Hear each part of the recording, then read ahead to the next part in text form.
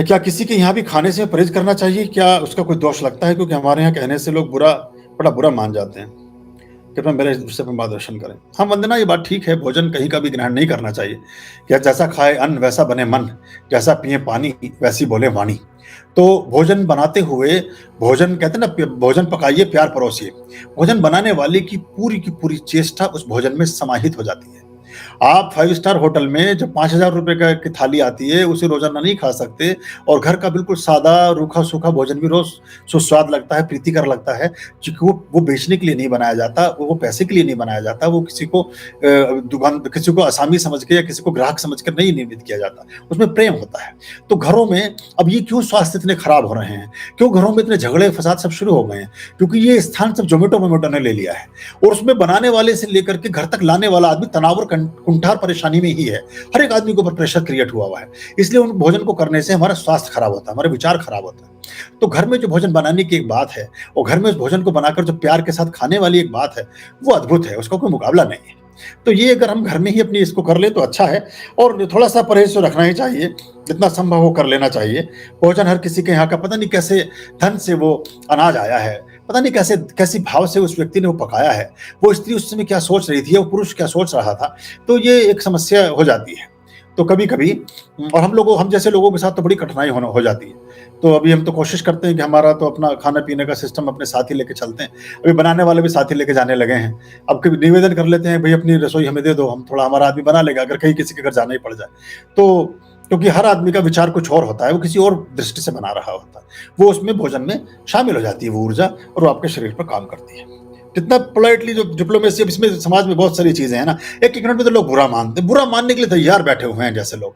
घर से निकल रहे हैं बिल्कुल गुब्बारा फुलाए हुए और ज़रा-सी आलपीने लोग लिए घूम रहे हैं, बस ज़रा-सा कि टच हुआ नहीं लहराता हुआ नीचे आ गिरता है। इतनी जल्दी-जल्दी लोग बुरा मानते हैं कि आप पूछिए मत। तो बहुत छोटी-छोटी चीज़ों में लोग फँसे हुए हैं। तो ये अगर हम इससे थोड़ा-सा उत्थान हो जाए हमारा, वैचारिक रूप से हम समृद्ध हो जाएँ, तो बहुत सी समस्याएँ भी समाप्त हो जाती हैं। मेरे पास बहुत सारे लोगों के सवाल आते रहते हैं और उनकी बहुत सारी तो बातें ऐसी होती हैं जो उनके स्वास्थ्य से जुड़ी हुई होती हैं। स्वास्थ्य का गहरा संबंध हमारी ईटिंग हैबिट्स से है, आपके खान-पान और आपकी दिनचर्या से है। ताज़ा भोजन करें, बासी भोजन ना करें, सादा भोजन करें, ज़्यादा लकदक भोजन ना करें और एक ही जैसे भोजन को रूटीन में ना रखें, एक ही तरह के तेलों का प्रयोग ना करें, एक ही तरह के घी का इस्तेमाल ना करें, एक ही तरह की मिर्च मसालों का इस्तेमाल ना करें, उनमें विविधता को बनाए रखें। 6 ऋतुएँ होती हैं हमारे यहाँ, उन 6 ऋतु के अनुसार उनको बदलते रहें, बदलते रहें, तो उससे चीज़ें आपकी बेहतर होती चली जाती हैं और पहले हमारे यहाँ यही सब चलता था, तो स्वास्थ्य सबके ठीक रहते थे। तो बड़े गहरा अब आप देखिए हम फिर कृपणता बड़ी ज़्यादा आ गई है। हम सबसे ज़्यादा अमीर बनना चाहते हैं, खाने-पीने की चीज़ों में कटौती करके। हम फ्रूट्स नहीं खरीदेंगे, बहुत अमीर बनना है हमें। टाटा, बिरला, अंबानी, दमानिया, सिंघानिया, किसी ने ये फ्रूट में कटौती करके करोड़पति, अरबपति, लखपति नहीं बना है कोई, या सब्जी और रोटी कम खा के नहीं बना है कोई। बाँट करके, भंडारे करके, इनको तिरोहित करके, इनके लंगर लगा करके लोग अमीर बने हैं। इनको कृपणता से नहीं बनता है कोई। ये धारणा गलत बैठ गई है। पहले तो आप गुलाब जामुन इसलिए नहीं खाते कि पैसा खर्च होता है। फिर जब 20 साल तक गुलाब जामुन खाने की आदत आंतों को नहीं होती, तो चिकित्सक कहता है कि आपका आमाशय, आपका पेट अब गुलाब जामुन हज़म नहीं कर सकेगा। आपका डाइजेस्टिव पावर जो है वो वीक हो गया है, अब आप खा नहीं सकते। ना तो 20 साल तक खाया कृपणता के चलते, कंजूसी के चलते और उसके बाद 20 साल इसलिए नहीं खा पाएँगे कि अब शरीर नहीं पचा पाएगा। तो गुलाब जामुन खाएँगे कब? या कोई भी चीज़। तो ये जो हम सोचते हैं कि ये हम ऐसा कर के ऐसा छोटा-छोटा बचत करके हम लगभग 20 वर्षों में 5 लाख रुपया बचाते हैं। इससे ज़्यादा खर्च नहीं आता। 5 से 7 लाख रुपया हम बचाते हैं 20 वर्षों में और औसतन हमारी जो लाइफ का एक ग्रेस पीरियड होता है वो 20 साल ही होते हैं। 28-30 के आसपास लाइफ अपना एक आयाम लेती है और 50 तक जाते-जाते सारी दिन दुनिया आपके सामने प्रकट होकर के स्पष्ट हो चुकी होती है। बीमारियों के अंकुरण हो चुके होते हैं, बीमारियों की बेलें या तो बढ़ने लगती हैं, बीमारियों के बीज पनप नहीं पाते। ये सब 30 से 50 के बीच होता है। इन 20 वर्षों में इन तमाम चीज़ों में कटौती करके आप लगभग 5 लाख रुपए का का कंजूसी कर पाते हैं। बहुत लेटेस्ट उन लोगों की बात मैं कर रहा हूँ। कई बार तो लोग 1 लाख भी नहीं बचा पाते। 5 लाख मैंने मान लिया बचाया आपने, लेकिन इसके बाद जो बीमारियां आपने आमंत्रित कर ली अपने शरीरों में, जो कमियां आती चली गई। देखिए हर हर जो मौसम का फल बना है उसे कुदरत ने किसी वजह से दिया। तरबूज अभी आ रहा है, इसी मौसम में खाएं। खरबूजा भी आ रहा है, इसी मौसम में खाएं। ककड़ी, बेल, जितनी चीजें आ रही है इसी मौसम, और उसको सर्दी में खाएंगे तो नुकसान करेगा। आम आ रहा है, ये सब गर्मियों में खाया हुआ आम सर्दियों में सर्दी नहीं लगने देता। सर्दियों में खाए पिया हुआ दही का मट्ठा और सर्दियों में इस्तेमाल की गई ठंडी चीजें गर्मियों में गर्मी नहीं लगने देती। ये बड़ा एक हमारे शरीर का 2 बूंद पोलियो की पूरे जीवन पोलियो नहीं होने देती, तो 2 गिलास दही मतलब इसके लस्सी के वो नहीं काम करेंगे क्या शरीर में? या बादाम पाक या बहुत बहुत बढ़िया-बढ़िया चीज़ें आती हैं ना, देखो कितने अच्छी-अच्छी चीज़ें। तो सब जीवन को फुल रिदम में जियो, फुल ये गुनगुना जीवन ना जियो। सब कुछ खाओ-पियो, उससे कोई बहुत गरीब नहीं हो जाओगे, लेकिन इससे शरीर और स्वास्थ्य अच्छा रहेगा। शरीर और स्वास्थ्य अच्छा रहेगा तो भजन भी कर पाओगे, है ना? भूखे भजन ना होए गोपाला। अब मैंने ऐसे-ऐसे लोगों को देखा है कि वो व्रत तो कर रहे हैं और उनकी आँखें मूंदी जा रही हैं। शरीर तो ऊर्जा से चलेगा। बुद्ध हो, राम हो, कृष्ण हो, कबीर हो, भोजन करेंगे तो आंखें खुलेंगी, भोजन नहीं करेंगे तो आंखें बंद हो जाएंगी, और अधिक दिन तक भोजन नहीं करेंगे तो आंखें फिर बहुत धीरे धीरे खुलनी शुरू हो जाएंगी, और अधिक दिन तक भोजन नहीं करेंगे तो आंखें सदा सर्वदा के लिए ही मुंदी रह जाएंगी। बुद्ध का है ना सूत्र, 7 दिन तक रहे, और जब सुजाता ने आकर के वृक्ष के पास पहुंचे पानी पीने के लिए तो झुकते हैं, इतने कमजोर हो गए हैं कि एक एक हड्डी उनकी गिनी जा सकती है, वृक्ष के नीचे जा पड़े धड़ाम से मूर्छित होकर के।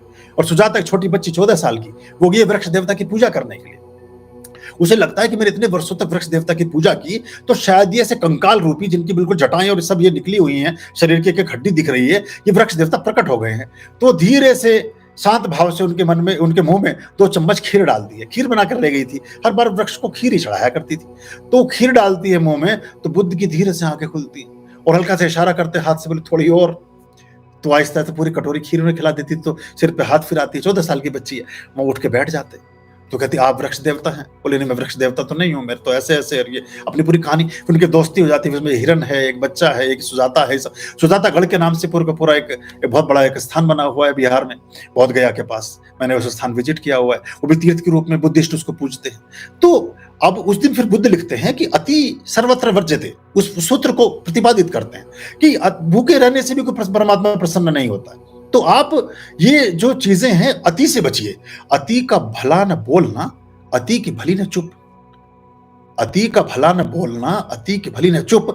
अति का भला न बरसना और अति की भली न धूप।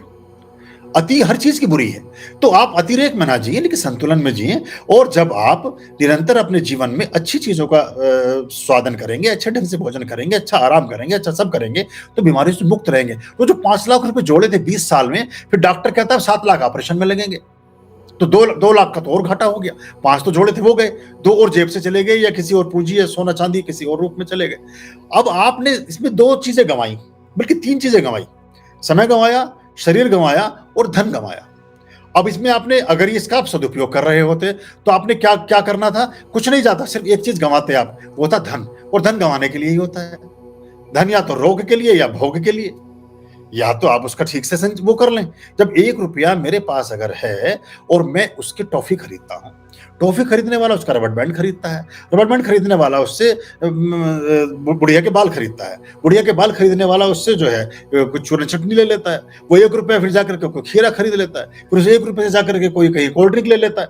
वो 1 रुपये का सिक्का जब 50,000 लोगों के हाथ से होकर गुजरता है तो उसकी कीमत 50,000 रुपया हो जाती है। सिक्का एक ही है, चलन में है।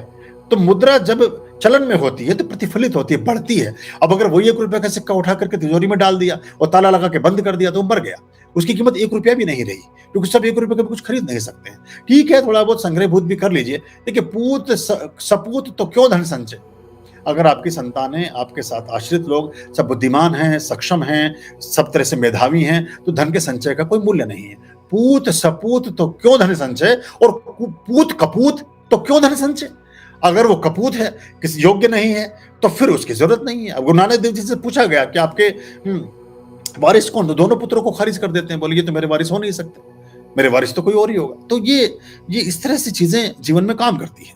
तो हम अर्जुन देव लहना, तो लहना उनके एक शिष्य थे, उनको अपना शिष्य घोषित करते हैं, जो अर्जुन देव जी के नाम से विख्यात हुए। तो वो कहते हैं मेरी संतानें मेरी गुरु गद्दी को नहीं संभालेंगी। तो अगर संतानें या आपके आश्रित या आपके साथ जुड़े हुए लोग ऐसे हैं कि वो धन को ठिकाने लगा करके खराब कर देंगे तो वो इसका कोई मूल्य नहीं है। और अगर सक्षम और बुद्धिमान और हर तरह से मेधावी हैं तो संचय कर लेंगे।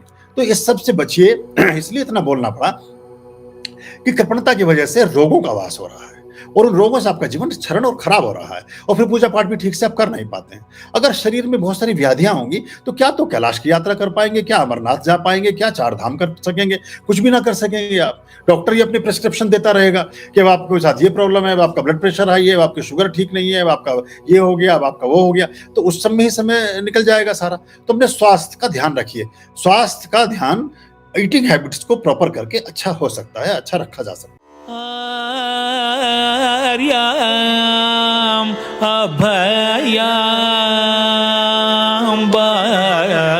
भज रे